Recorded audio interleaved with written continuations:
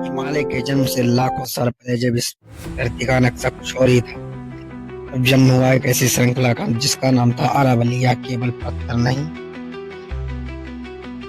थे, यह समय के वो पन्ने थे जिन पर हवाओं और बारिश ने अपनी कहानी लिखी। दुनिया की सबसे पुरानी फोल्ड माउंट रेंज अरावली एक ऐसी दीवार जिसने सदियों से रेगिस्तान के आंधियों को दिल्ली आने से रोका और दिल्ली को सुरक्षित रखा। आज यही अपने अस्तित्व की भीख मांग रही है सरकार से। देखते हैं, कुछ सुनने वाला लगता है कोई नहीं है।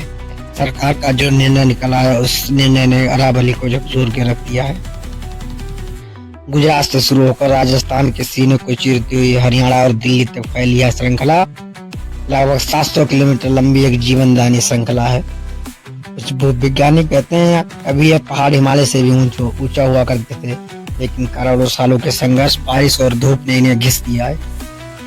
इन पत्थरों ने डायनासोर का भी देखा है, आदि मानव के पहले कदम देखे और भारत के महान साम्राज्यों का उदय और अस्त देखा है।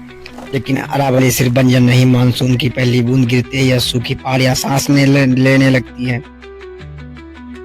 सरार के जंगलों और पथरीले रास्तों के बीच जीवन पनपता है, या घरे तेंदुआ का, लकड़बग्घों का और सैकड़ों तरह के पक्षियों का ग्रीन वॉल है जो पृथ्वी के थार रेगिस्तान को पूर्व के हरे भरे मैदानों को निकलने से रोकती है। अगर अरावली नहीं होती तो शायद दिल्ली और एनसीआर का आज रेगिस्तान हिस्सा होता, मगर आज यार खुद खतरे में है। विकास की अंधी दौड़ ने इन पहाड़ों को छलनी कर दिया है। अवैध खनन और कंक्रीट के जंगलों ने अरावली का गला घोट दिया है।